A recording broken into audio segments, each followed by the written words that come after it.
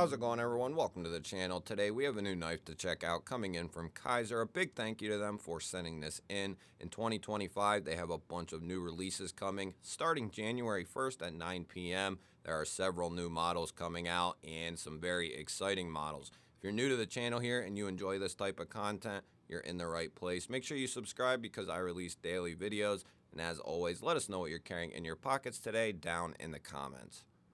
So out of all the new 2025 releases that are coming on January 1st at 9 p.m. Eastern Time is a new knife, a new design, all the accoutrements there in the box, new packaging, is going to be a knife that's coming out in several different variations. And this is probably the one that I find the most intriguing out of the group, but you can kind of pick what you want. This one is called the Feweed, and the steel choice is going to be Z-Ware. Not a steel that I'm familiar with. Wow. Nice harpoon drop point blade.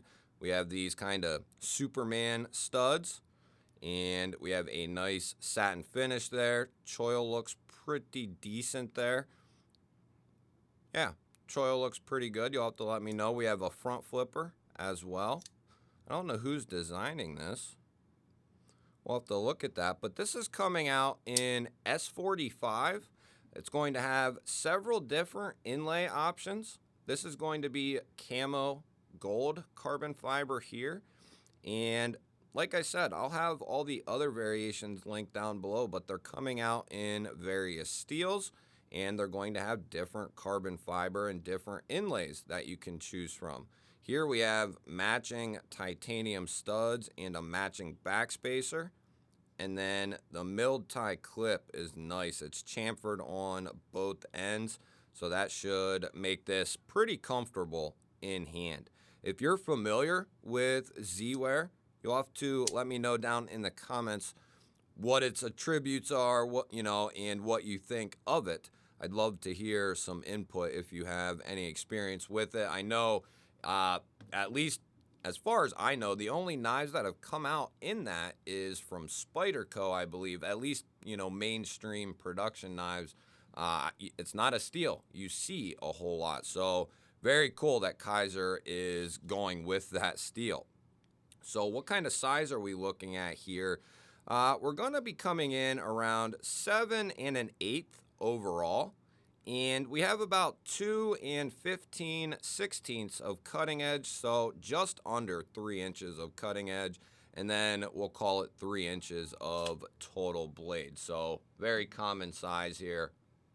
We can put it up against the full-size Benchmade bug out here and the Kizer drop bear down there on the bottom, and it's going to be right in line with both of those. And the full-size Vostede Raccoon up top, and then another new one, end-of-the-year release for Kizer that is currently sold out, but I'm sure we will see them very soon. The Kizer Hawk, beautiful knife there as well. Kizer has really stepped it up even another notch from where they were there in 2024. So let's go ahead and take a look at what the pocket clip will look like in the pocket. We are looking at right-hand carry only and a single Torx, so it should carry pretty deep, and it does. Looks pretty clean in the pocket, I would say, and it's going to carry pretty well. You'll have a little tiny bit there poking out of the pocket, but not a whole lot. That'll give a nice surface area to grab a hold of and pull this thing out of the pocket. I think if you're someone who's kind of this knife really fits in if you're looking for a premium EDC knife, if you're a collector and you're looking to get Z-Ware steel, this kind of fits in a couple of different areas, I would say. We have good access to the lock bar there. It is chamfered and it is jimped. That is exactly what I want to see. It just makes the knife look better. It makes it feel better. I just think that is the proper way to go with any type of liner or lock bar type of knife. Have that chamfered and jimped. It makes a world of difference, makes it feel more premium. I'm just a big fan of that. You'll have to let me know what you think about the access, and should it be chamfered, should it be jimped, neither. Let me know. Let us know what you think. Very cool. Kind of gives this faux bolster lock look here because you have this inlay over top of the lock. And I don't want to speak for lefties, but that might help with, deployment maybe. You have a little spot there you can kind of rest your thumb on.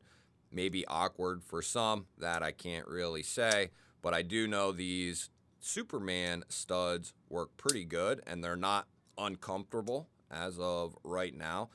Right where your thumb or your middle finger is going to hit is nice and flat and it's softened down, so it's just kind of like a oversized stud. As far as the front flipper, it's jimped nicely. It is up high enough to the point where you can get some good leverage on it and you're not going to run into anything up here because the knife is down low enough. We've seen in the past where some front flippers are done to be minimal, but they're too low in regard to the top of the knife, and then you just end up having problems front flipping. So this is definitely a good way to go right here, and the detent is tuned well enough that it just really flows together. Let's go ahead and see what this thing weighs. It doesn't feel like it's a heavy knife at all. It's not a large knife, and we do have, I thought I saw some. Did I see some? It must have been just, there is no weight relief in there that I am seeing right here. Let's see. No, it must have been just the liner that I saw. I thought I saw a little bit. It must have been just the liner poking out there. So we do have a pretty solid knife because there is no weight relief in there, or a more solid feeling knife. I'm going to say, boy, I've been off lately. Let's say 3.7. 3.8. Jeez, here we go. Kicking us off again. So we're at 3.15. Not bad at all in regards to blade to weight ratio. 3.15 there. Not bad at all for this knife right here. If I remember, the Z wear is a pretty good all-around steel. Great edge retention, right? And decent toughness, decent corrosion resistance. Like I said, let me know down in the comments if you have a good idea about the steel and if you have any use with the steel here. As far as, asking about the heat treat and all that sort of thing, I don't know 100% sure what it is at. Maybe we can find out here before the end of the video. But even if I knew that, I wouldn't know 100% if it's, good to go or not.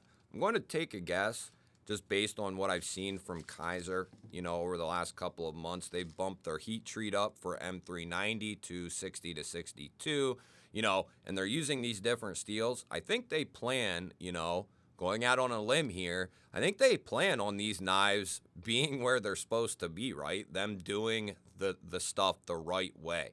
I don't think Kizer's not a company that's trying to skate around anything. They're trying to produce very high quality, good pocket knives. So they're not trying to skip out on things. They're trying to use variety and get that stuff right. So I took a look, and there's at least 4 different versions coming. The one you see before you here. And then there is a version with fat carbon purple haze. And then there's camo carbon, and that one is a coated blade and coated handle. And then there's a toxic fat carbon storm, and that's like a green inlay with some yellow in it. Looks very good. They all look very, very good. And as far as the steels are concerned, there's going to be S35, which is the purple camo, which is a great deal. And then there's S90V with the toxic storm, the yellow and green. And then there's the S45 with the 80s camo carbon. And then you have the Z-Wear one here with the gold camo carbon. Now we're going to check this lock as well. And what I'm seeing there is a very solid lockup. Look at that. That's like 50%, maybe even a little bit more. And that means we should have a very, very good lockup there. And that's still plenty of room for that to break in. As far as any detent lash, let's check. Nope, it wants to go from closed to open, and there's no wiggle in there. Very good. Pivot lashing or any movement, I don't feel anything. Feels good. We'll do a soft open here. No movement up or down. And no movement side to side. Maybe a hint. No, I think that's just the blade. Yeah, that's just the blade, me kind of flexing the blade. It's not a thick blade at all. It's fairly thin, actually. We can check that here in a moment.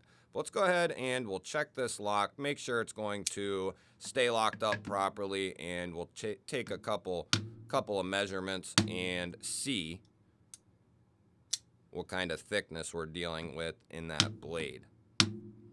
Couple of taps here, make sure this thing ain't going to slip, and I don't think we're going to have any issues. Nothing scientific, we're just making sure what we get out of the box is a product that is going to stay locked up under a little duress. So as I always say, we'll see about how accurate these really are. We're looking at, that sounds about right. Coming in at 102, probably right around there at 100. And we'll just pick a random spot here just to get an idea. These are dying. Coming down there around like 17 thousandths.